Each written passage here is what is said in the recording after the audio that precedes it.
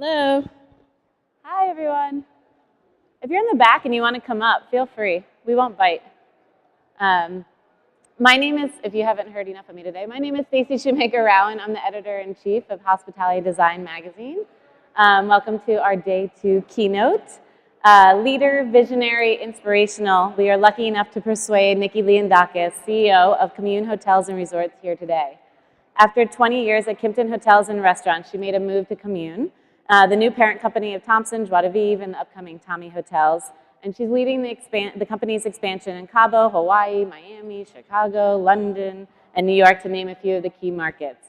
Not only has she been an influential leader in the boutique and lifestyle segment for years, but we at HD have been a big fan of hers, of her achievements, her passion, her innovation, and dedication to the hospitality and design industry. As a result, we honored her with our Lifetime Career Achievement Award, the Platinum Circle, a few years ago, and we're honored to have her here today. Please help me welcome Nikki.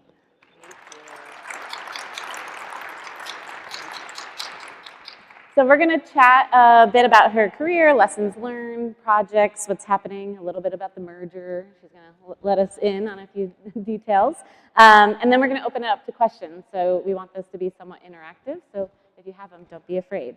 So let's start off with your first memories of hospitality. Your grandparents owned a diner in Massachusetts, and spending time there, what were some of your first memories of hospitality?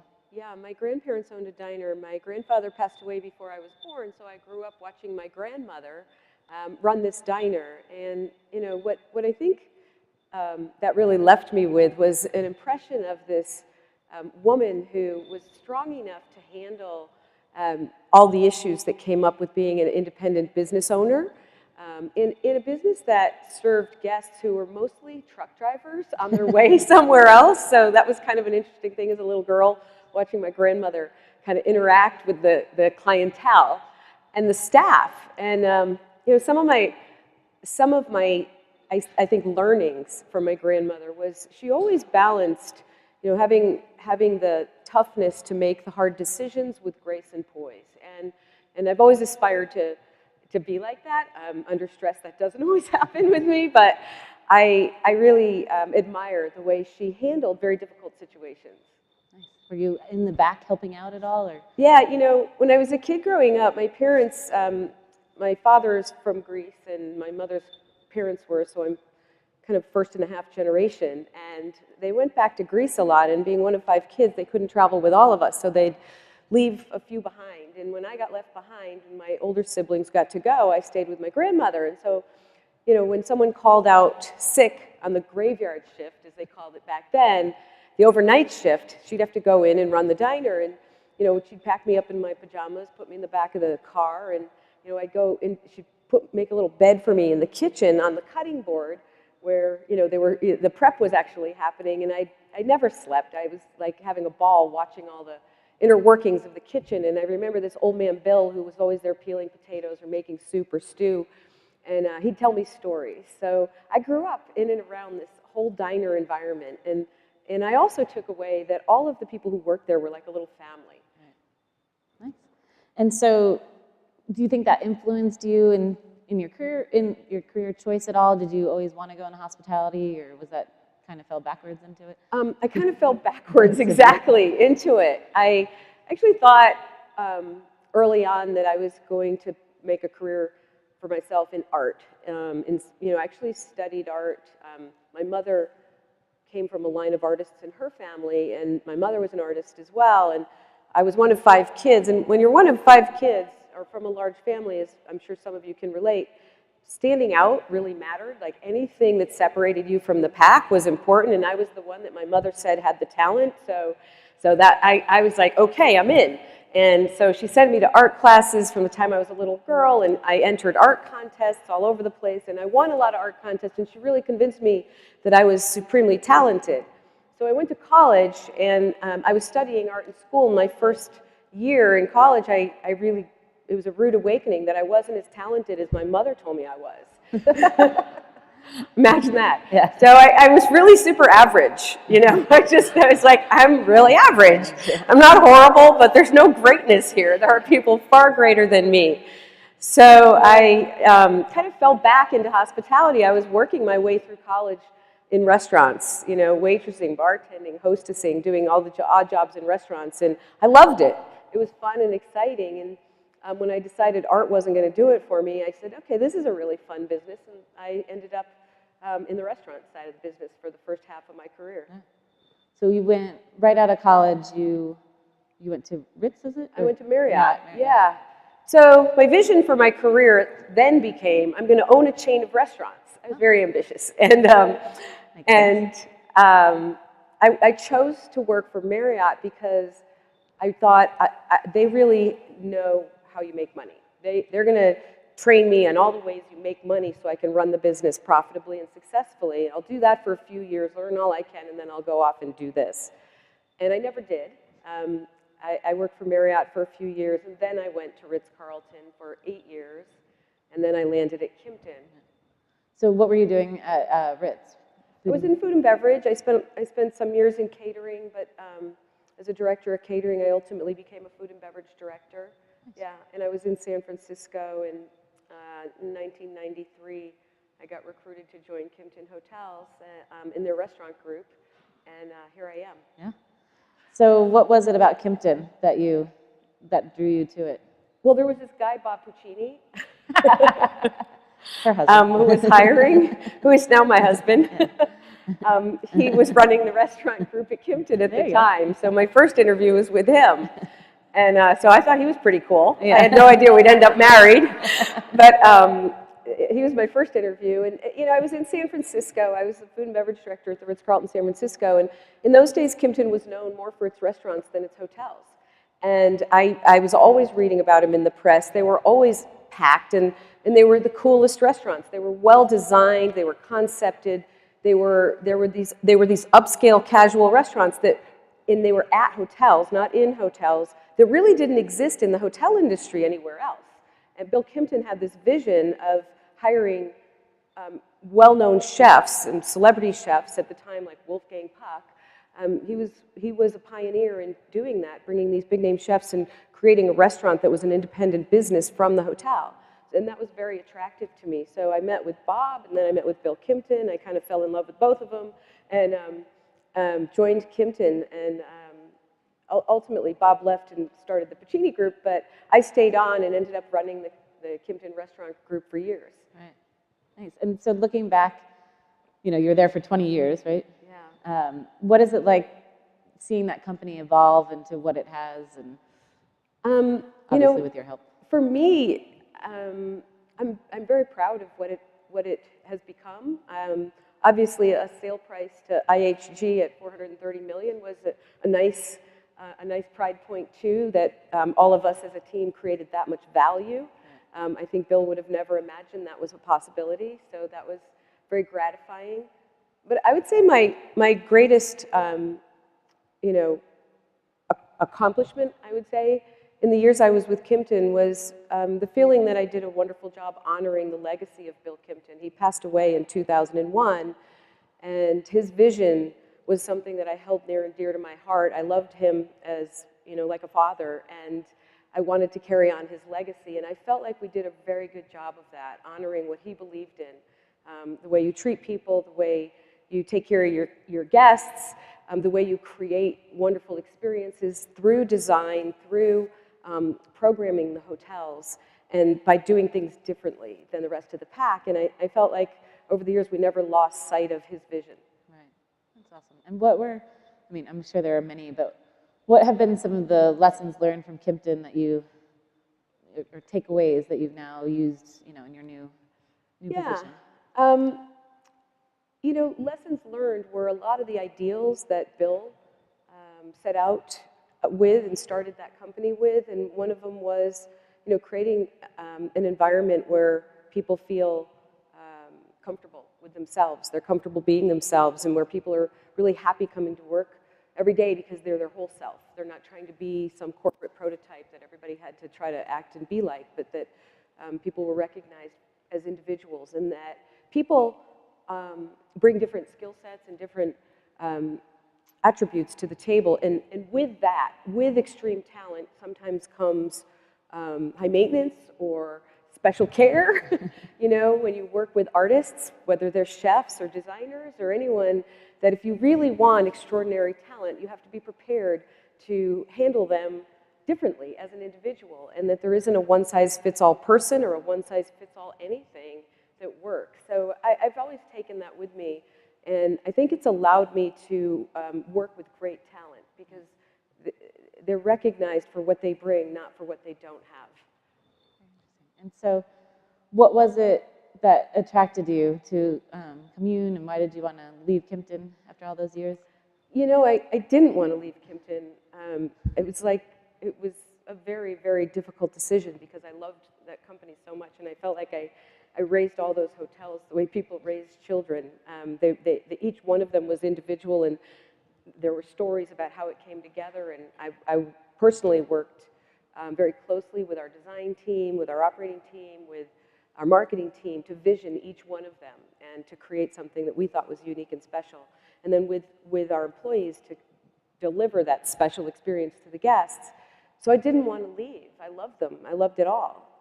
But, you know, I felt like, so the opportunity, first of all, came to me. I wasn't looking, but, you know, when I first went on an interview, I met with John Pritzker, and it was more like, what are you guys doing? This crazy combination of Joie de Vivre and Thompson. I got to come back with some knowledge about this wacko idea. You know, it was really kind of studying, like, what's happening over here, just so I could get some intel. But the more I talked with John Pritzker, the more I realized we had a lot in common in terms of, you know, wanting to create a unique company and our commitment to the hospitality sector and what kinds of hotels we wanted to create. So it became more and more seductive. And after about 6 months of you know, him being persistent, I decided to leave Kimpton because even though I loved it, I just felt like life is too short. I needed another adventure. You know, I didn't want to just do one thing, and I felt like if I took on this new challenge, I would grow personally. And a little bit of me said, you know, I felt like in all the years I was with Kimpton, I felt very proud of our accomplishments, but I felt like I had stood on Bill's shoulders, and I wanted to kind of jump off his shoulders and see if I could do it on my own. Doing a pretty good job. So Thompson, Joie de Vivre, Tommy, can you tell a little, kind of break down the brands for everyone? Yeah, so Commune is a multi-brand platform. We have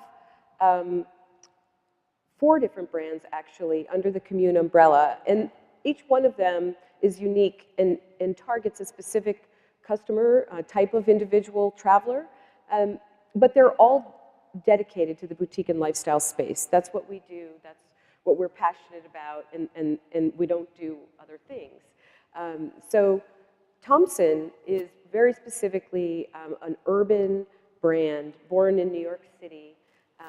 It was founded by the Pomerantz brothers in New York, acquired a few years ago by John Pritzker, and it's kind of an edgy, sophisticated, refined, cool brand that brings, you know, very active and locally relevant restaurant, bars, and nightlife to the guest experience.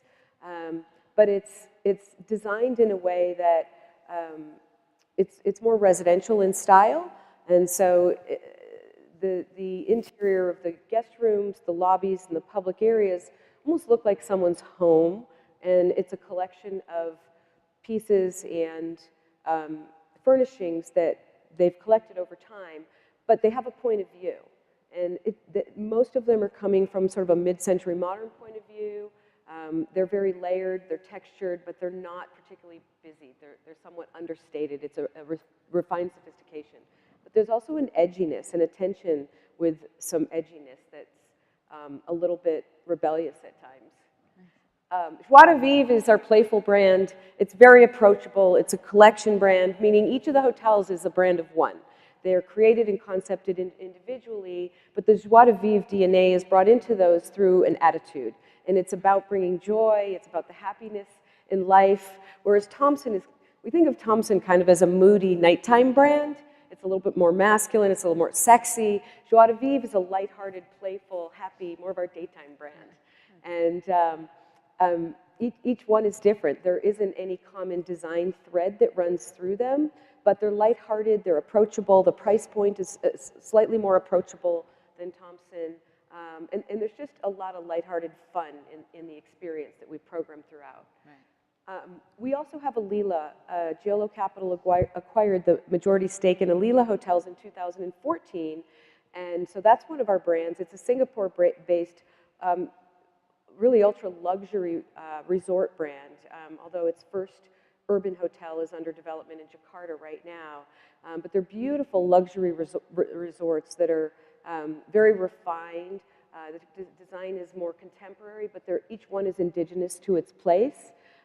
So materiality and style is consistent with the locale that it's in. So they're very suited locally to the environment. And they are the ultimate in immersive travel experiences. So they're in these remote destinations, 6 of them in Bali. They're around Indonesia, India, the Middle East. We have several under development in China, Cambodia, Vietnam. But they're all reflective of the place that they're in both the way they look and feel, but the immersive, unique, one-of-a-kind experiences that it offers its guests. But it's rather exclusive. I don't like that word, but to a person who's willing to pay a certain price point. Yeah. And next is coming Tommy. Tommy is our bun in the oven. It's we've been incubating Tommy for a few years now, and it's a lot of people like to say it's for the millennials, but we don't like to say that because we don't really believe it's for the millennials. We believe it's for the youthfully minded. It's a group of people who share an attitude around the notion of essentialism. It's around luxury being about the experience and the functionality, but it's not about the square footage in the guest room or about 2,000 thread count sheets or the size of the bathroom. The experience is really programmed into the public spaces with things like listening lounges and libraries and great restaurants. It is full service in that regard in terms of restaurants and bars. We have a general store in the lobby where people can kind of put together their own experience in the way they want it. If they want a flower in their room, they can buy flowers and put it in their room. If they want room service, they can buy food in the general store and take it up. So it's a little bit more approachable price point, but it's not. There are other people in this sort of micro lifestyle sector right now. I think ours is providing a little bit more services and a little bit more of the design and style element. The materials in the guest room, the finishes, fixtures are beautifully done. It's natural materials like woods and leather and it's all custom designed, and it's not kind of stock, right. Cookie cutter in a box kind of design. Very beautifully, very thoroughly studied and researched, sort of ergonomically thoughtful design that's pretty flexible in the guest room. The guest rooms range from about 160 to 200 square feet, so it's pretty efficient, compact, and it's based on the idea that the living happens in the public areas, not in the guest room. This guest wants to travel, and this allows them to travel in the way they want to travel and pay for the things that they care about, not necessarily that we build into the price point that we care about or a different type of customer cares about. Got it. So I know they all have a very specific point of view, but we were talking a bit before this talk about, it's such a competitive market. There's, more brands than it seems there ever have been. What's the challenges from you and your team about making sure they stay differentiated so they all keep that point of view? Because it feels like it's getting harder sometimes. It is. And I mean, I really avoid saying, we're local, we're authentic, we provide a sense of place. Because everybody says the exact same thing these days. And when I hear those words coming out of my mouth, I just have to push them back in because everybody says it, so it's kind of not very meaningful anymore. We do all of those things. I think today it's the price of admission. If you want to be relevant, you have to be locally relevant. You have to provide a real experience. They can't be made up, thematic, overly, contrived. People are more sophisticated than that today. But that's baseline. To differentiate, The way we see differentiation, is it's all in the execution. A lot of people talk about it today, but what I find in our industry is there's really too much talk about the real estate investment side. There's too much talk about, the distribution side, the OTAs and scale and the need for distribution. Yeah, that's all important, but it seems to have cluttered everybody's minds around, what they're paying attention to. And what I find sad is that not enough talk about the guest and not enough talk about how are we serving the guest and how are we anticipating their needs today differently than they were last year and the year before and the year before, and shifting the way we serve our guests' needs to accommodate that. So for us, our point of difference is all about execution. We're committed to operational excellence, but that is not just having immaculately clean rooms and perfectly taken care of environments. It's about instilling a sense of pride and passion in our team members who interact with the guests. So they're treated with love and care and respect and treated as individuals. So they, in turn, treat our guests with love and care and respect and treat them as individuals. So creating extraordinary hospitality experiences and bringing our business back to the art of hospitality is the way we're differentiating today. Yeah, but easier said than done. It is. It takes an intense commitment. And it's not by putting together, great human resources teams that do great training programs that happens. That's all necessary, but it starts at the top, and it starts with how you think about people, and it's about your attitude towards people, and it's about your attitude towards the ladies who clean the rooms, the people who are carrying the luggage, the people who are washing the dishes. And when you have an attitude that is about caring for them as individuals, that's when they begin to go out of their way and care for the guests. And that's what real hospitality is about. And I mean, I don't know if everyone knows this, but Kimpton's always been named as one of the best places to work, and now Commune has just been named as well. I mean, obviously stems from your passion for this, and I mean, what are your secrets to success in that? I mean, how do you even start that process or create that culture that you have? Yeah, well, and I put that in the same category as guest service. You can't relegate the company culture to the human resources team. You just can't say that's their job. You can't just come up with a bunch of words and values and mission statements and put them in posters in the employee break area and think that's your culture. That's just not what happens. There is a company culture everywhere. It's either intentional or it's unintentional, but it exists. So one, you have to be intentional about the culture you want to create. And two, you have to talk about it constantly. Like it is an obsession almost. It's you wake up every day thinking about what you're doing to create the work environment that you want people to experience when they work on your team. And you talk about it constantly, and it's every conversation, it's every interaction, it's every email that gets sent, paying attention to the tone and the delivery. And the how we do what we do is as important as what we do. And I think in a lot of companies, we become so goal-focused and so results-focused that what we do takes over, and how we do it gets lost. And so, harsh emails get sent. People are talked to without respect. Fist pounding, or just, even moderately acceptable behavior that's just not great. It's not all that inspiring. Happens, and people come to work every day and they give you about 60% of their potential because their heart and soul's not in it, because they're not getting encouraged. Their heart and soul aren't getting encouraged by the people they work with. So, for me, it's constantly mining for deviation and calling it out. In my view, I don't think I've ever terminated someone who works with me for making a mistake or for not knowing how to do something. Right. We can teach that. We can fix that. The only thing I ever terminate people for is when they don't fit the culture, when they don't treat people the way we want them to be treated, when they're not a team player, when their personal agenda takes over the team agenda. Those kind of behaviors, they're not fixable. Right. Interesting. So there's some wonderful projects that are flipping on the screen for everyone. Can you talk about a couple projects that recently opened, one or two that you're proud of or you're excited about or people should know about? In 2015, we opened a few hotels. The Cape, a Thompson Hotel in Cabo San Lucas. It's a stunning hotel. it is made an award-winning architect did the architecture. It's right on the beach overlooking Monument Beach. A lot of the design was driven by our very own Chris Alvarado, who's sitting right over there, who leads up our design team at Commune, and specifically does a phenomenal job with our Thompson design.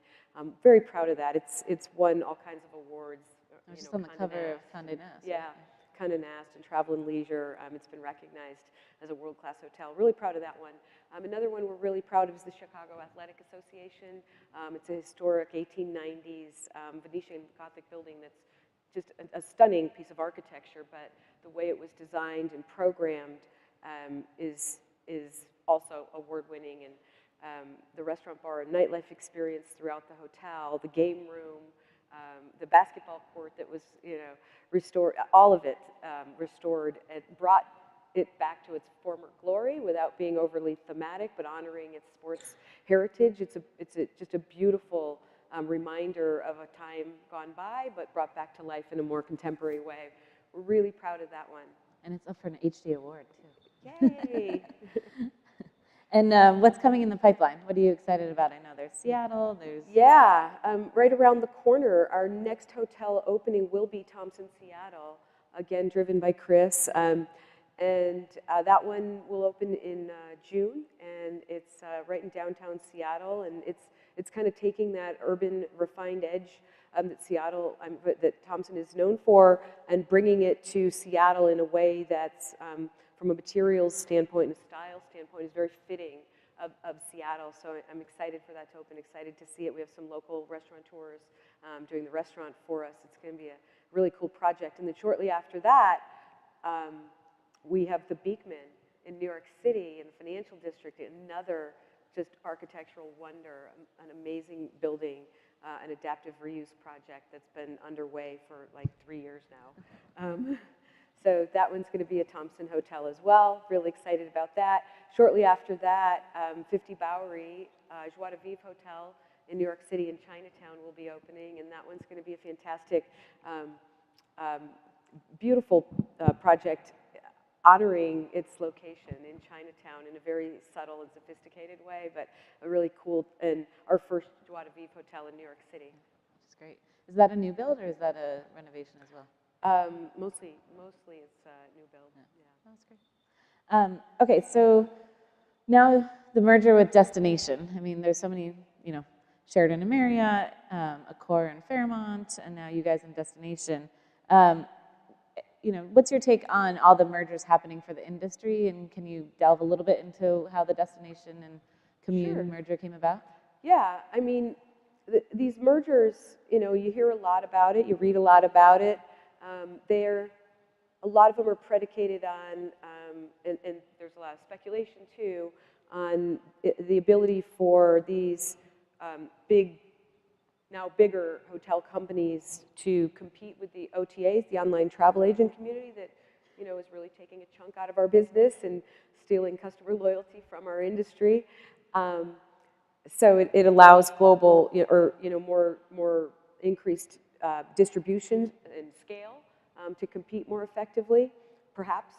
And then, also you read when you hear about these mergers about the synergies, which is code for how much money we're going to save and, layoffs and job eliminations and how much more efficient the two companies can run combined. Neither of those were the premise of the Commune and Destination merger. While we do recognize the value of the increased scale, now with the merger we have over 90 hotels in 7 countries. It does give us more distribution strength, and the synergies really weren't a part of the overall strategy behind the merger. What we really wanted was the combined strengths that bringing these two portfolios and these two teams of people together. The Commune portfolio is largely dominated, particularly in the US, by urban hotels, boutique and lifestyle urban hotels. And that's our sweet spot. We have a few resorts, but that's the core of the business. And we excel in that space. And Destination, their core is more in the destination resort space. place, and they do a wonderful job with resort locations that are sometimes far-flung and, you know, bringing business, bringing travelers to these larger resorts that have larger conference business, that have multiple venues, and they're just more complex hotels. So combining Commune and destination gives us that resort experience and strength, that distribution of our footprint in both, you know, geographic, urban, and resort locations, and it brings together, you know, the strengths of two different teams. So we really complement each other from a team standpoint. The synergies were mostly in the back end, like finance and technology, kind of plugging into, for us at Commune, a smaller, you know, less than 5-year-old company, plugging into destination, a 40-year-old company with just a very stable, robust finance and technology platform is really beneficial to us. So those are some of the benefits of the merger from our standpoint. We're not striving to be the biggest, you know, we're not going to compete on scale. And that's not what we're after. It's not about being the biggest for us. For us, we really want to be the best at what we do. And we really, really want to focus on execution and delivering for our team members, for our guests, and for our owners in the best way we can. And we think leveraging each other's strengths this way is the way we'll be able to do that. Right. And so if destination was for resort, you know, to get you into the resort market, was Alila to give you a platform to get over to Asia? That's exactly what that was, yeah. So when we acquired Alila in 2014, or I should say our parent company did, and it was brought in as one of our brands, the strategy behind that was the Singapore-based team is outstanding. I mean, they've built a brand that you can see these hotels. They're stunningly gorgeous, and they're in these amazing locations. For us to expand, we've wanted to expand into Asia, and for us to do that, it would take a very long time, and it would be very expensive. Right.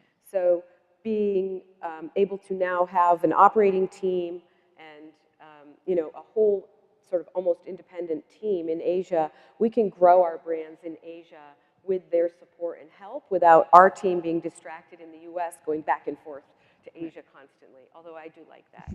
I mean, I would like to go to any of these places. Yeah, that are exactly. And there is one ship. It's like a 12-person luxury boat that they manage that tours around Southeast Asia all the time. So that's what you're looking at with the ship. Sounds terrible. It's in the portfolio. Yeah, I'm trying to get a board meeting on the boat.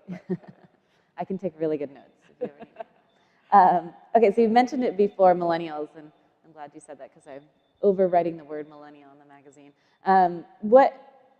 You know, it's all about a mindset and a psychographic. And I mean, how are you guys, you know, there's the baby boomers, the Generation X, there's millennials, there's the next generation. I mean, how do you guys try to figure out how to and who to speak to? I mean, what are you guys doing as a company to really research and understand and know your guests and kind of figure that out? Yeah, well, we do a lot of things probably everybody else does, to be honest. You know, we study market research and we read all the same stuff everybody reads, and that's all helpful and good and it's important. But in addition to that, we hire millennials. You know, we really believe in diversity in our company. I mean, it's an important value to me that our team is widely diverse in many different ways, and age diversity is one of them. So we have a guy who actually is a millennial who is the brand director for Tommy, and he really helps us. He brings in a lot of the point of view. He helps us find the strategic partners, so we learn more and more about the mindset and the attitude that millennials bring. And I hate to talk like that because one of the things I've definitely learned about millennials, and my niece, who's a junior designer at the Puccini Group, is sitting here, who's a millennial, right, fresh out of school, and you know, she reminds me all the time, we don't like to be labeled. Like, so we label them as millennials, and they hate it, right? Like, they all do the same things and like the same things. That's not true. It's as if they're not individuals. But we partner through strategic partnerships. So whether it's a fitness company or a retail, you know, clothing provider or whatever, we partner with these cool companies. Many of them are New York City based, that our millennial team finds and says, this is an up and coming brand. This is something, you know, we're pretty passionate about. And through strategic partnerships, we learn more. And our partners really help us see things through the eyes of a particular type of traveler. And again, it's not just an age group or a demographic, it's an attitude. It's a way a lot of people think. And I am definitely not a millennial, but half of what I read, I relate to about millennials. It's like, that's me, you know? And so I think that it crosses generations. It's an increasing attitude that travelers have about what matters more today than it did 10 years ago. Right. And so we study it, we talk to people, we learn through others, and we also, you know, you with a lot of this, you know, you can't research your way into success. A lot of this is you just immerse yourself and get passionate about it, and you trust your gut too. And have you seen, I mean, you know, 20 years at Kimpton now, all these years at Commune, what do you see different with travelers today? What are you paying attention to? Have you, I mean, like you did the game room at the Chicago Athletic Association. Are there any new amenity spaces or, you know, that you guys are doing that talks to this new mindset? There's a lot. I think one of the things we're paying attention to is people today are really interested in learning.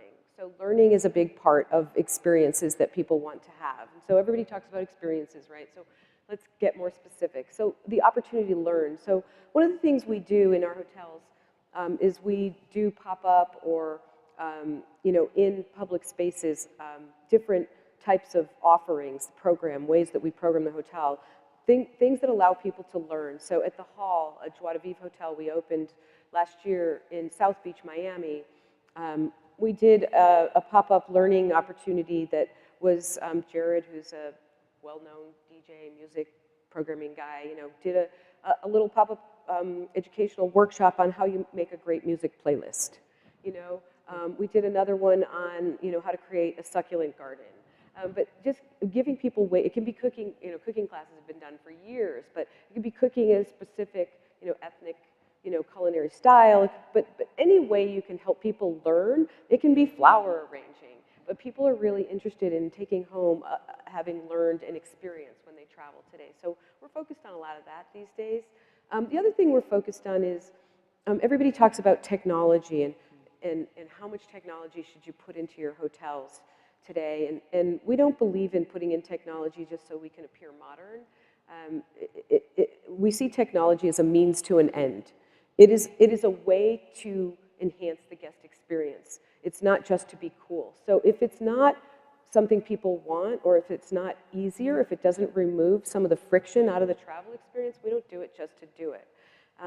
So we use technology in ways we think it makes the traveler's life easier. So one of the things we adopted last year throughout all of the Commune portfolio was a SMS texting system to our guests. So our team members can text the guests pre-arrival and offer them whatever they might, you know, we know you're coming this afternoon.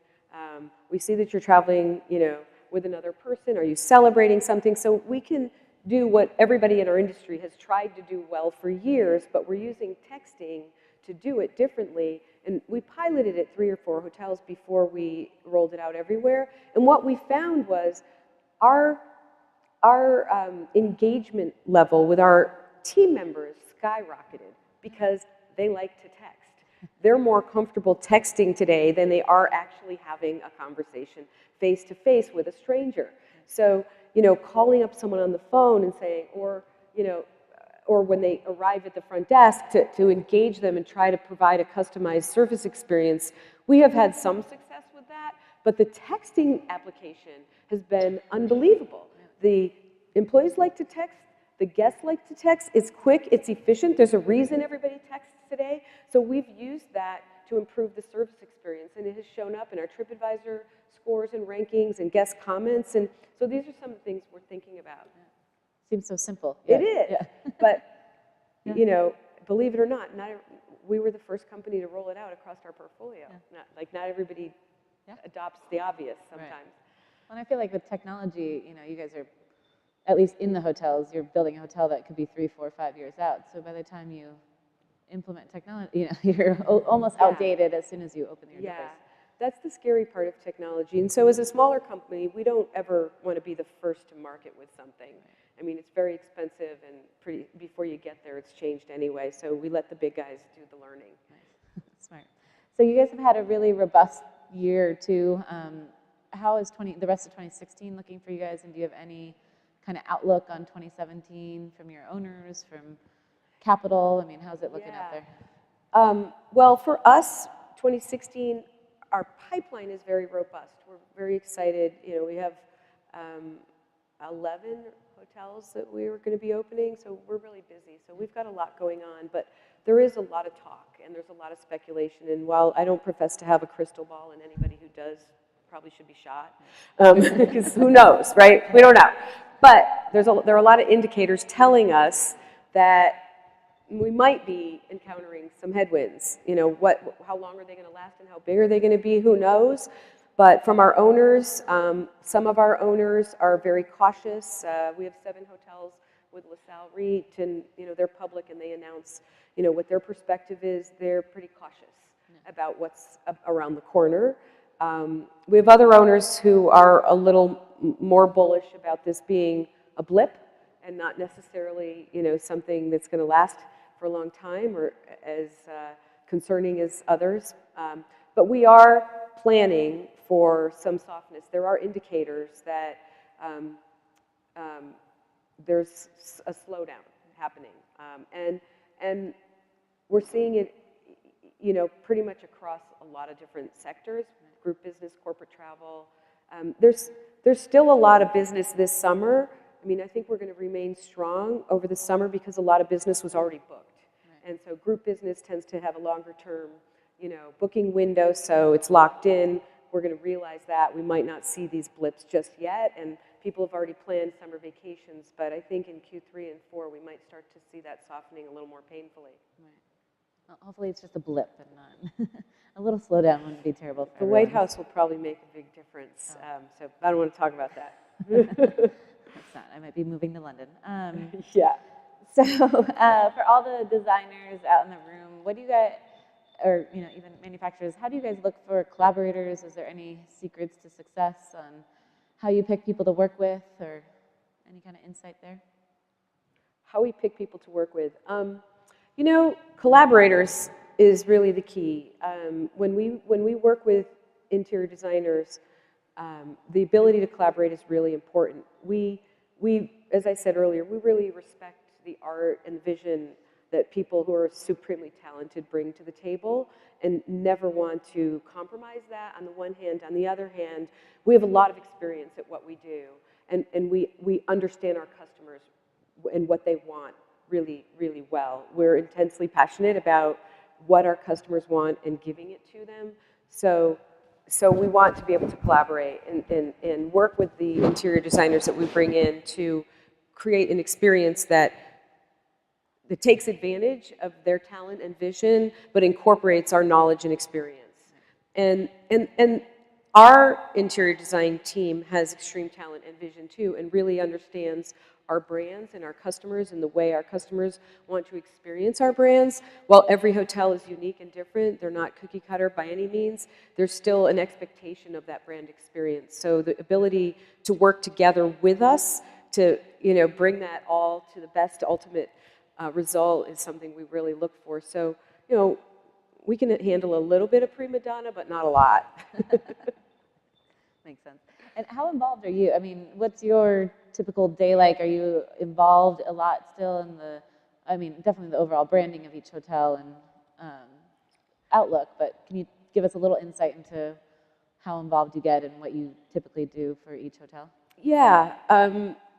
Well, specifically, I mean, when it comes to our development team finding the projects and identifying what brand they think makes the most sense based on its location and the nature of either the building, whether it's adaptive reuse or conversion or ground up, you know, they'll make a recommendation. And so I usually, you know, collaborate with them and agree or not. You know, they're usually right, so I just kind of go, okay, sounds good. No, but they do their homework and they do research, and they will come up with a recommendation, and I will, you know, validate that. But I'm usually part of the team that makes that decision.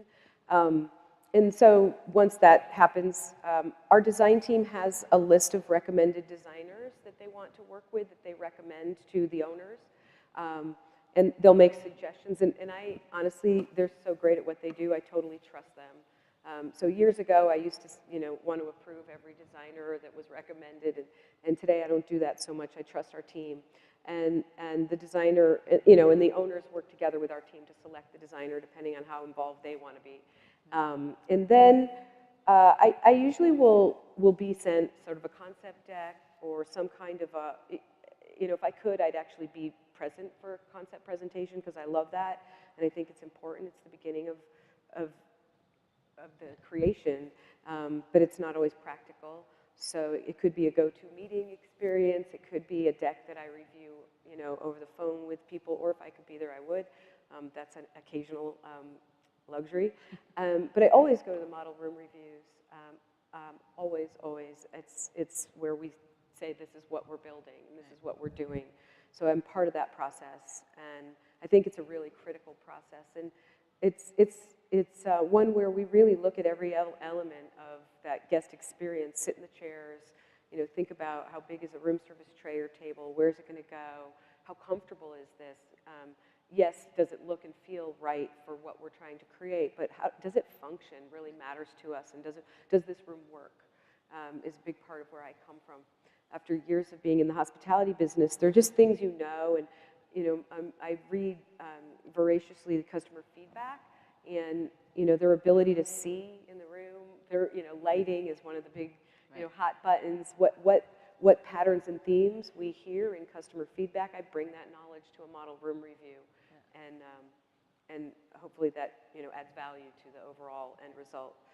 And then from an operating standpoint, when we open a new hotel, I always go and talk to the entire employee base, managers and frontline employees, and do sort of a pep talk, but it's an inspirational talk about what we're here to do. And I think it's really important that they hear it from me, that we're here to serve our guests, and we're here to take care of each other, and we're here to make a difference in our communities. And each and every one of those people has a role in that, and inspiring them with how they can bring that to life, and getting them excited about the fact that we get paid in hospitality to make people happy.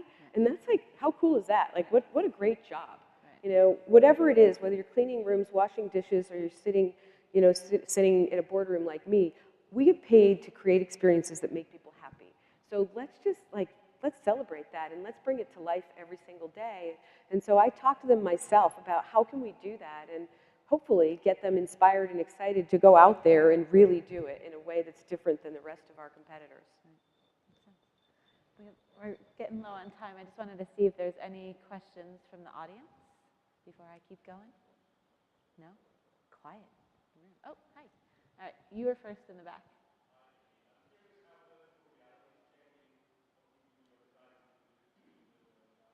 The question for the room is, how is virtual reality changing what you and your design teams do? I'm going to let Chris answer that. Because I'm going to answer that for you from my point of view, but our design team is right there. So, Chris, this guy's on a plane constantly. He lives on an airplane. So I don't know how much virtual reality is saving in terms of time, but what do you think?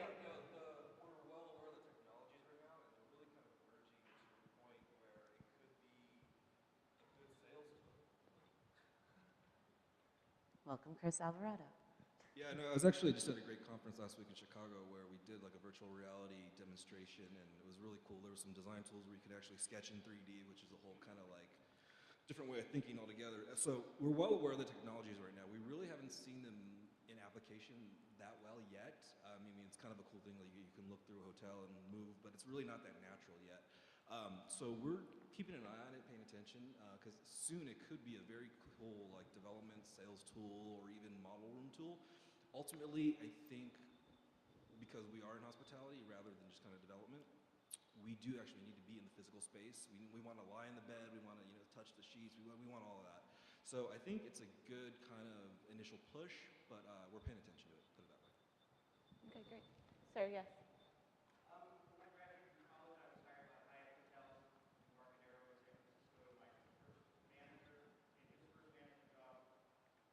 was John Pritzker, and he was a great mentor to me and moved me from department to department over those years, and we still stay in touch. But I'm just wondering what it's like working with him and how involved he gets in your day-to-day operations.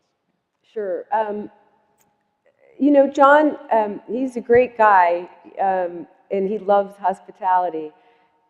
He's been very respectful. He's not involved in the running of Commune's day-to-day, but he is involved he's passionately involved in the details of the hotels that he invests in. So while the management company, he's you know, respectful, and you know, we agreed on ground rules early on. If you want me to run the company, I'm going to run the company. But you get to play in your sandbox where you own the hotels. So where he spends a lot of his time is when he's an owner or invests in a hotel like Carmel Valley Ranch or Chicago Athletic Association, Ventana, Giolo Capital, and a Chinese partner, Wang Chong, bought that last year. He gets very active and involved, and you know, he will, you know, call the general manager and say, I'm looking at your Instagram feed today, and what's that picture? What's it doing on your Instagram feed? You know, he really does get that involved in his hotels. Any other questions from the audience? Okay.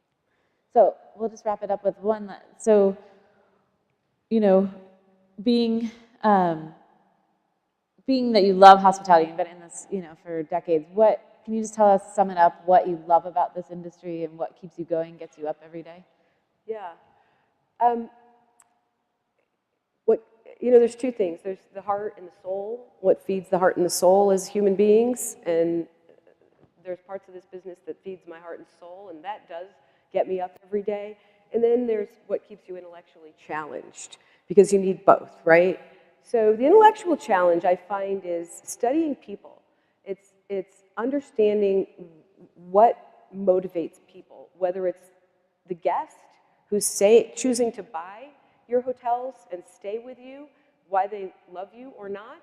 So really kind of getting into the psychology of why they choose to buy or stay, and understanding that and try to deliver against that in different types of people. So that I find fascinating, and it's something that it challenges me all the time. That same challenge is in the boardroom. The challenge of the business strategy and how we go about kind of making our business decisions, that's intellectually challenging and stimulating to think about things from different angles. And I love taking risks and kind of a little bit being rebellious and doing things different and seeing if it works out. So that keeps me mentally growing and learning all the time. But what feeds my heart and soul in this business, and I think that's truly the essence of what matters in our lives, right, is also about the people. And it's about, this business allows us to create experiences for people. We have the opportunity to transform people, whether it's the employees who come to work with us, who really think of themselves as, I'm just a fill in the blank. And we have the ability to say, you are so much more, and you can be so much more. We can mentor them, we can develop them, we can open doors for them, we can help them grow, we can help them achieve dreams that they never knew they even had. And I just love that. And I love that we can create a work environment for people that they never thought they'd find, where they get to be their best self, and they're honored for who they are and celebrated because they are different. And they feel great about themselves in this environment where somewhere else they might not have felt like they fit in or belonged, or they were too different. Right. And I'm motivated, inspired every day when I see that kind of thing happening, or when I can be a part of making that happen. And then for our guests, it's the same thing. So when our people come to work and they're happy and they're feeling so celebrated for who they are, that they pay it forward, and they do that for our guests. And when we get letters and stories from guests telling us what our team has done for them, I mean, it's incredibly rewarding that we're actually making the world a little bit better place because we're treating people well, and we're celebrating that we get paid to create random acts of kindness every day. Well, wonderful. Great place to end. And just want to thank you so much for taking the time. She has been on stage 3 times this week, but we were lucky enough to grab you. So thank you, and thank you all for being here, and enjoy the rest of the show. Thanks for coming. Thanks for having me.